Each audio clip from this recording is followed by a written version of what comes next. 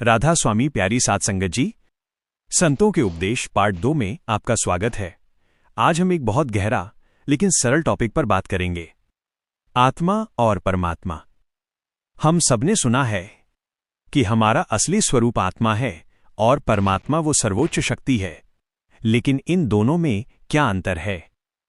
ये एक हैं या अलग, और इनका मिलन कैसे होता है? संत मत की शिक्षाओं के अनुसार यह समझना हमारे जीवन का सबसे बड़ा उद्देश्य है। चलिए समझते हैं। अगर आपको ये वीडियो पसंद आए तो लाइक करें, सब्सक्राइब करें और कमेंट में बताएं कि आप क्या सोचते हैं। आत्मा क्या है? साध संगत जी, सबसे पहले जानते हैं आत्मा क्या है। आत्मा वो चेतन शक्ति है जो हमारे शरीर में जीवन देती है। ये एक छोटी सी बूंद है उस अनंत सागर की जो परमात्मा है।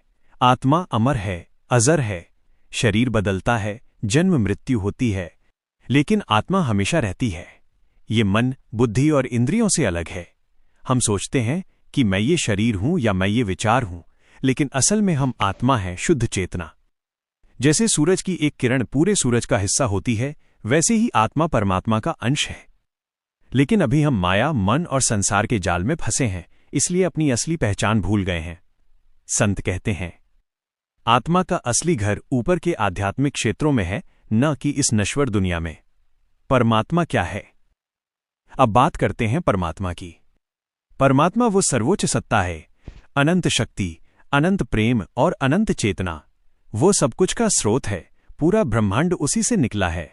परमात्मा को अलग अलग नामों से पुकारा जाता है, ईश्वर, खुदा, गॉड, राधा स्वामी। वो हर जगह मौजूद है, लेकिन हमारी आंखों से दिखता नहीं, क्योंकि वो सूक्ष्म है।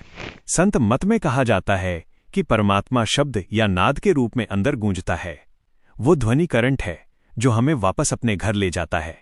परमात्मा और आत्मा में फर्क सिर्फ मात्रा का है, जैसे समुद्र और उसकी बूंद। बूंद अलग लगती है, लेकिन असल में समुद्र ही है। तो आत्मा और परमात्मा में अंतर क्या है? आत्मा सीमित लगती है क्योंकि वो शरीर, मन और माया से घिरी है। परमात्मा असीम है, हर जगह व्याप्त। लेकिन संबंध दोनों एक ही है। आत्मा परमात्मा से अलग हुई है लीला के लिए, और अब उसका उद्देश्य वापस मिलना है।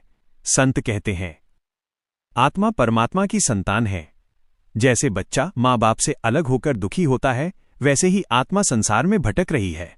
संत महात्मा समझाते हैं कि आत्मा और परमात्मा के मिलन का तरीका है ध्यान, सत्संग और गुरु की कृपा से अंदर की यात्रा।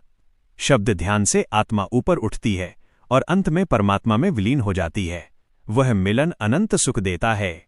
साध संगत जी, आत्मा और परमात्मा की ये समझ हमें बताती है कि जीवन का असली मकसद है खुद को जानना और परमात्मा से मिलना। दुनिया की चीजें आएंगी जाएंगी, लेकिन ये आध्यात्मिक यात्रा हमेशा रहेगी।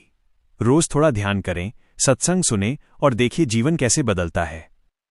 अगर आपके मन में कोई सवाल है, कमेंट करें।